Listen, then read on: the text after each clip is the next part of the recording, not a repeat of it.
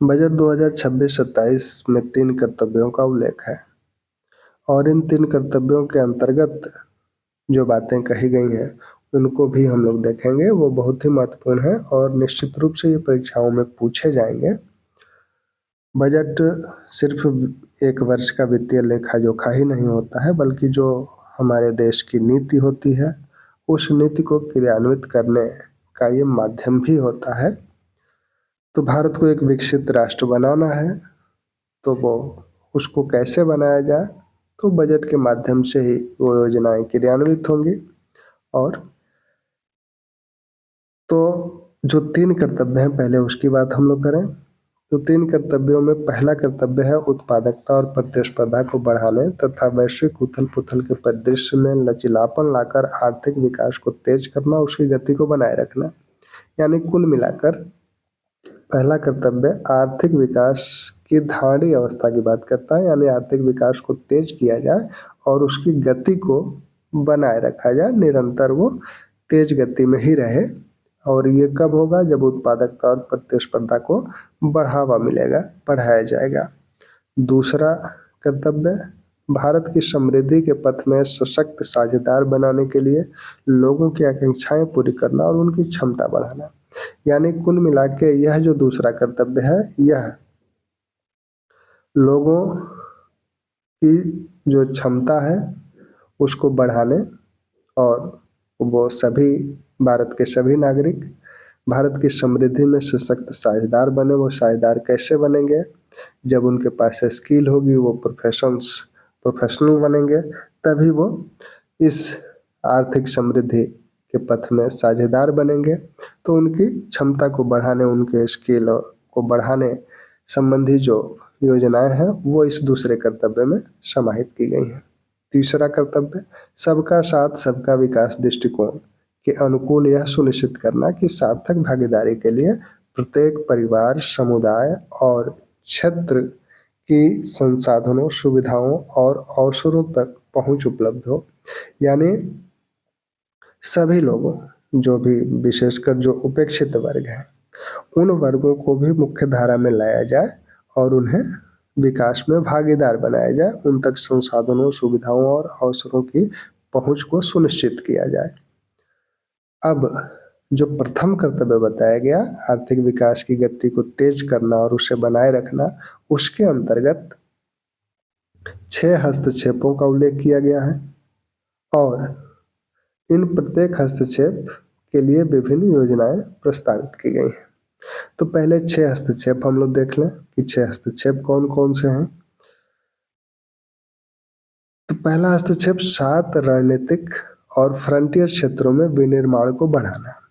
7 रणनीतिक और अग्रणी क्षेत्रों में विनिर्माण को बढ़ाना, मैन्युफैक्चरिंग को बढ़ाने की बात की गई है।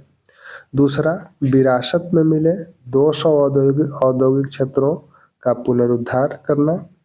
तीसरा, चैंपियन एमएसएमई। चौथा, बुनियादी ढांचे को सशक्त प्रोत्साहन। पांचवा, दीर्घकालिक ऊर्जा सुरक्षा। और छठवां, शहरी आर्थिक क्षेत्रों का विकास। तो ये जो 6 हस्तक्षेप हैं, तो इन 6 हस्तक्षेपों के अंतर्गत जो विभिन्न बातें बताई गई हैं उसको हम लोग अलग से देखेंगे, क्योंकि ये बहुत लंबा हो जाएगा। जैसे 7 रणनीतिक और फ्रंटियर क्षेत्रों में विनिर्माण को बढ़ाना। अब इसके अंतर्गत क्या क्या कहा गया है उसको देख लिया जाए। प्रथम हस्तक्षेप के अंतर्गत 7 रणनीतिक और अग्रणी क्षेत्र बताए गए हैं। अब इसमें कौन कौन क्षेत्र हैं?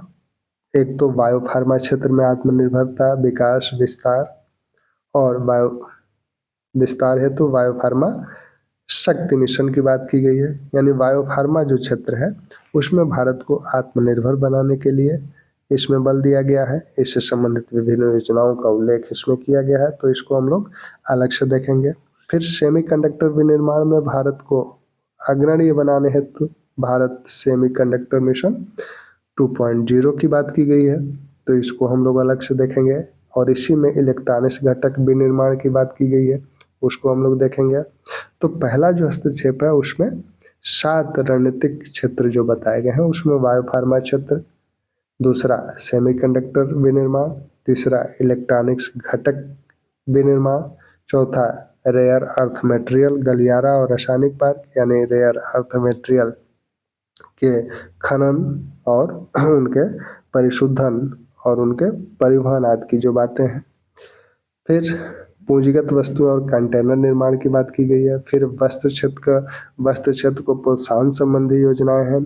फिर महात्मा गांधी ग्राम स्वराज पहल और खेल सामग्री निर्माण। महात्मा गांधी ग्राम स्वराज पहल में खादी ग्राम उद्योग है, हस्तशिल्प है और खेल सामग्री निर्माण, क्योंकि खेल भी एक बड़ा क्षेत्र है और इसमें उत्पादन की अपार संभावनाएं हैं, तो उन संभावनाओं पर इसमें विचार किया गया है।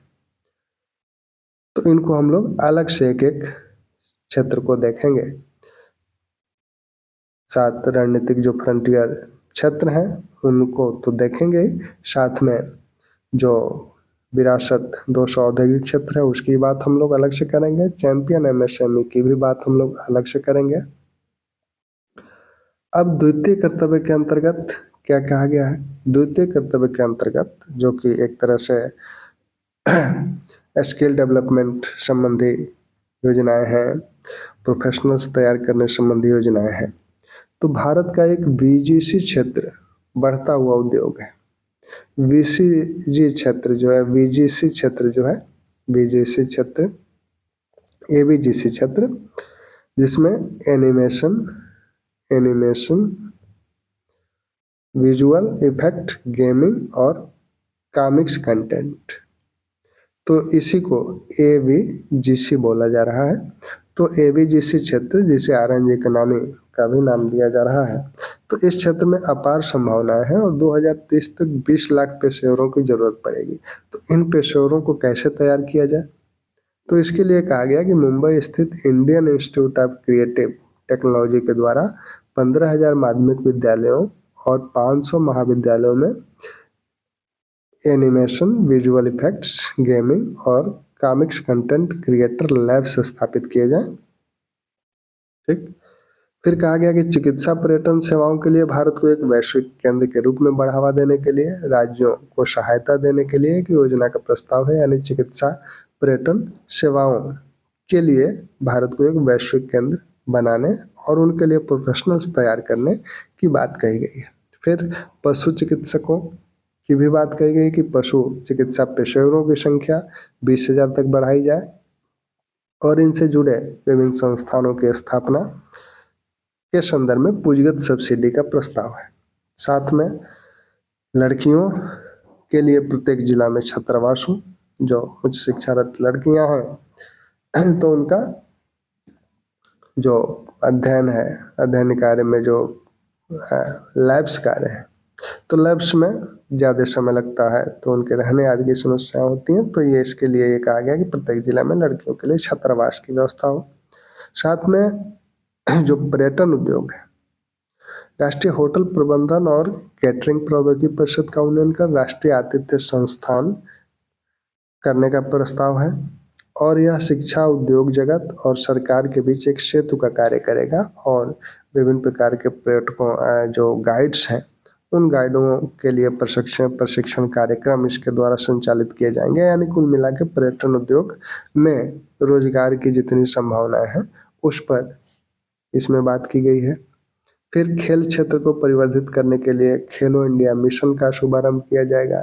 खेल में विभिन्न प्रकार के से कोचों को प्रशिक्षित करने के लिए, खिलाड़ियों को प्रशिक्षित करने के लिए विभिन्न प्रकार के टूर्नामेंटों के आयोजन आदि संबंधी बातें इसमें कही गई हैं।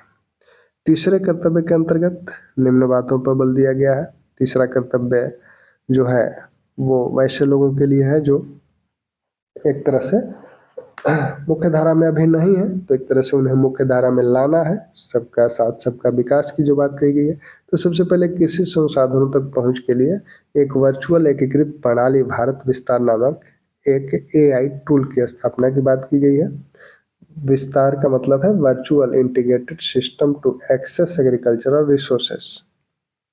तो ये एक प्रकार का टूल होगा जो एग्रीस्टैक और भारतीय कृषि अनुसंधान परिषद के साथ एकीकृत एआई प्रणाली होगी, जहां से किसानों को विभिन्न प्रकार की कृषि संबंधी सूचनाएं आदि मिला करेंगी। महिलाओं के लिए शी मार्ट का प्रस्ताव है।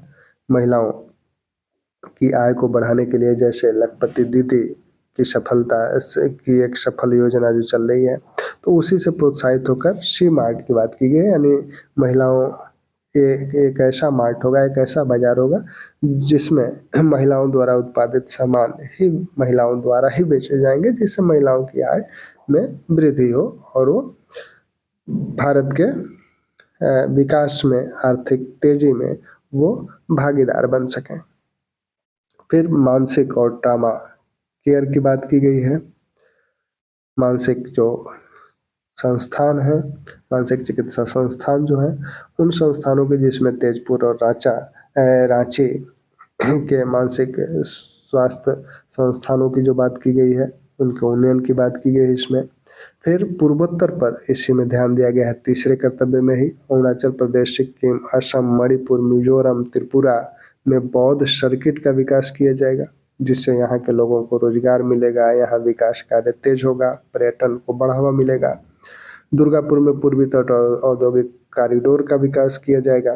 तो ये कुल मिला के ये पूर्वोत्तर के राज्यों, क्योंकि तीसरे कर्तव्य में क्षेत्र की भी बात की गई है, तो ये पूर्वोत्तर के राज्यों के विकास और वहाँ रोजगार आदि, वहाँ के लोगों की विकास में भागीदारी आदि को सुनिश्चित करने का कार्य इसके द्वारा किया जाएगा।